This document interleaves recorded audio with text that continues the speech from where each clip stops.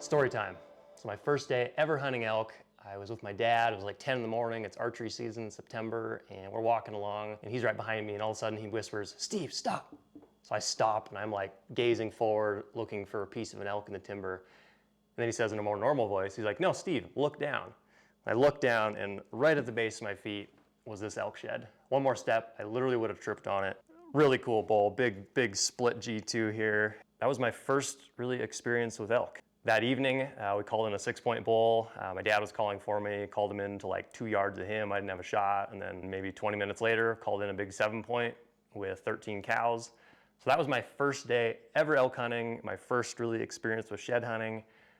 Needless to say, I was hooked. Shed hunting is one of my favorite things to do of all time. I usually spend a month doing it every spring. And today I'm just gonna run through my shed hunting gear list for 2024. First off, the shirt that I'm wearing, this is Sika's new Radiant hoodie. It's a super lightweight, very breathable hoodie. It's got UV protection.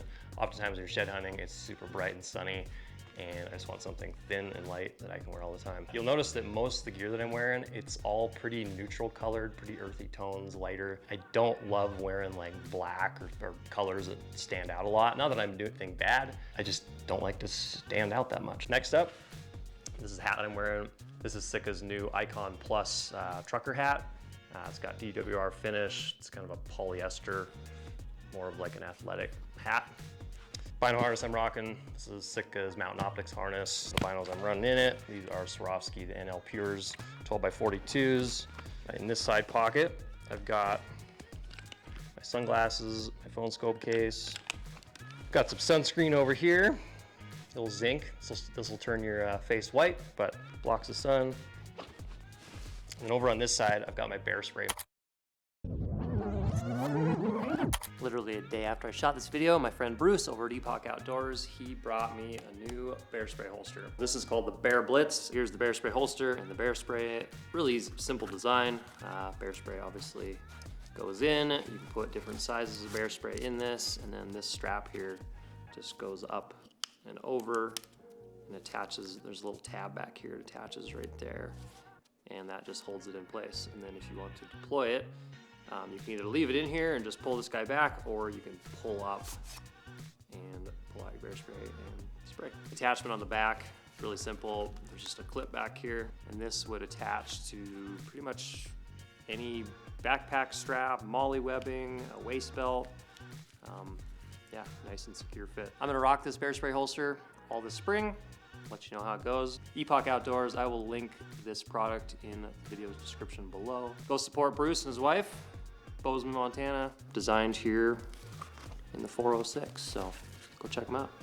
So one problem if you have your bear spray attached to, say, your backpack is every time you drop your backpack, say you go grid search a zone, go use the restroom, all of a sudden you don't have your bear spray, and that's a really vulnerable time. Your binos pretty much come with you everywhere. You really never take your bino harness off, so I always keep my bear spray attached to my bino harness right here on the side. And next up, this is the Ambient 100 hooded jacket. It's a super soft face fabric jacket. They improved on it on the previous Ambient hoodie by, they put a full length zipper here, and there's hand pockets. You can hike really hard with it. It still acts as an insulation layer, but it breathes pretty good, and it's also stupid quiet, so you can bow hunt in it, you can do whatever, and it's solid like that. Next up, pants. So I'm wearing the Equinox Guard pants. These are a really lightweight, breathable, super soft face fabric pant. They have side vents for airing out, and the reason these have got mesh right here is to prevent ticks and other biting critters from getting inside. They have got this built-in gaiter right here. And so what you do with this is you tuck this piece into your sock. Basically when ticks crawl up your leg, they will not be able to go past here. They'll get stuck up here. So you won't have ticks crawling up your legs and sucking on your so My next favorite feature is these pants are treated with permethrin, which kills ticks when they come in contact with it. Permethrin is basically a low-level insecticide. For springtime, these things are epic. Next up, permethrin. So as I said before, my pants are already pre-treated with permethrin, but the rest of my gear really isn't.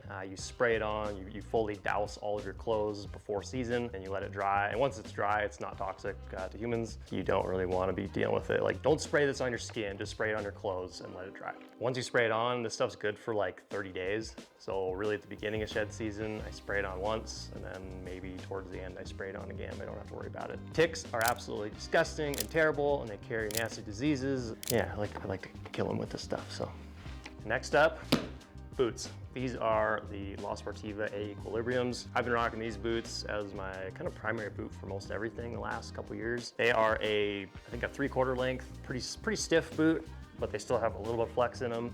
Really, really comfortable. You can walk 20 miles in these. They're gonna be super comfy. They're waterproof. They come in a few different options. These are the partial leather ones. I've got some other ones that are partially synthetic. I've got another set that has a built-in gaiter. Best boots I've ever worn. Often when you're shed hunting in the spring, it can be really slippery. You might be crawling across wet logs or frozen logs with snow and ice. So I love to run micro spikes. So these guys just fit right over whatever boot or shoe I'm wearing, and they just give you some really insane traction. And next up, my camera. This is the Sony a7R5. Amazing video and photo quality. I'm rocking the 35mm f1.8 lens on here. It's a tiny little lens. It doesn't weigh hardly a thing, but it provides a really cool depth of field and just kind of unique look. So I've also got the Peak Designs / Sitka collab Optifade neck strap on here. Next up, snowshoes. These are Northern Lights snowshoes. They're the lightest snowshoes available on the market. I think in total, we're looking at about 2 pounds. I put these things through hell. And yeah, they go with me everywhere because shed season, you're often wading around through neck deep snow or going between snow drifts to try to find little spots where bull elk live. So gotta have snowshoes. My other camera that I bring, which is also a multifunctional tool, is my cell phone. So I've got the phone scope case on it so I can film wildlife through either my binoculars or spotting scope. I've got the OnX Hunt app downloaded to my phone for all my navigational needs. Obviously communication, if you need to reach somebody and you do have cell service, cell phone always goes with. Next up, my backpack. This is the Mystery Ranch Metcalf 50. It's a new backpack from them. It only weighs 5 pounds, so pretty dang lightweight. It does come in 3 different sizes, a 50, a 75, and a 100 liter. I'm gonna show you how I have this pack set up for shed hunting. Right here on the back, I've got my spotting scope with tripod. I always keep it on the outside of the pack because I want to have kind of instant access. If I see a shed or if I see something that I think might be a shed, you know, bulls 2 miles out, I want to take a closer look, I'll just pop off my spotting scope. This is a Swarovski, I think a STX 65, and I've got it on this Aziak Equipment Backcountry Light tripod. Pretty much the lightest tripod on the market. The beauty of this pack is that it's kind of an overall workhorse. It comes in 3 different sizes, again, 50, 75, 100 liter. For day hunts, I'm pretty much using the 50 liter, and then for multi-day, 75, and if I'm doing like any 10-day backpack hunts, I use the 100. For shed hunting, this pack's super nice because it does have some really long straps that come across the back here, which makes strapping on antlers a breeze. Feature I really like about the Mystery Ranch packs is they've got auto lock buckles on all of their packs. So these buckles, they've got a little cam system in them. Basically, when the buckle is attached, there's almost like a 250 pound braking strength on here. And if you want to loosen this buckle, you just pull this cam back and slide it through. Very nice when you're strapping on sheds, or say you've got 120 pounds of meat in your pack. You can really cinch that thing down and make sure it doesn't loosen as you hike. All right, now let's dive into this pack, and I'll just show you a few things that I have that I take with me shed hunting. So first up, Titan straps. This is basically just a big rubberized strap, and what I use this for is when you're lucky enough to find multiple sheds in a day, instead of strapping each one on individually to your pack, which makes for a really awkward load, it's hard to carry, I'll strap all the sheds together and then I'll attach them to my backpack. If you don't have a Titan strap or you don't want to get one, electrical tape also works pretty well. My primary insulation layer, this is Sitka's Kelvin Aerolite hoodie. It's just a nice lightweight hoodie you can throw on top of everything to help trap heat. Next up is the Sitka Dew Point rain gear. This is the lightest rain gear that Sitka makes.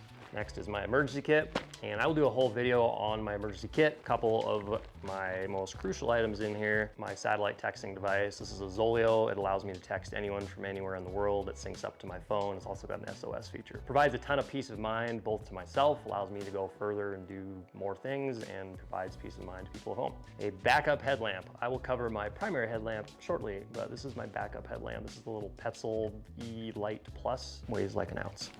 A rapid tourniquet. Say you shank yourself, you cut yourself, an antler stabs through your leg and you're bleeding profusely, put this tourniquet on. You can do it yourself in like 10 seconds. Might just save your life. All right, now we go to this side of the pack, and I've just got my trekking pole here. This is a Peax / Sissy Sticks Backcountry Elite, and in my side pocket here, this is where I always keep my headlamp. So this is the Peax Backcountry Duo. It's got 1,000 lumens on the bright end. It's got both a white and a red mode, and a couple favorite features. It's in this housing here, and the housing rotates a full 180 degrees, so you never have to worry about if you put it on upside down or not, because it will always point down.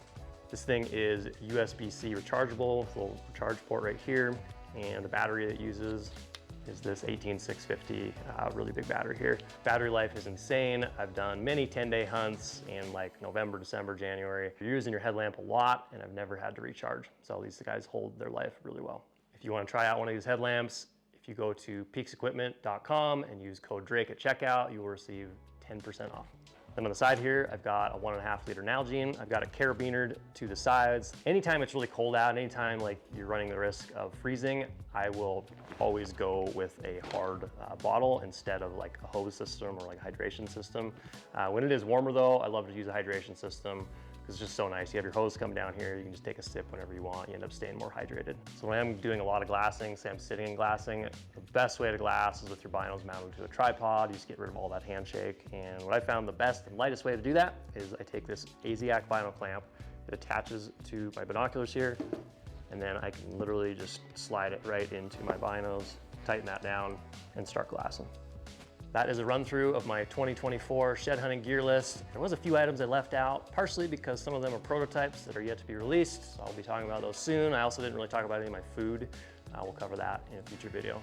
So for all of you hitting the woods this spring, have fun out there. Hope you find some sheds. If you like this video, please hit the like button. If you want to see more, hit subscribe, and we'll see you in the next one.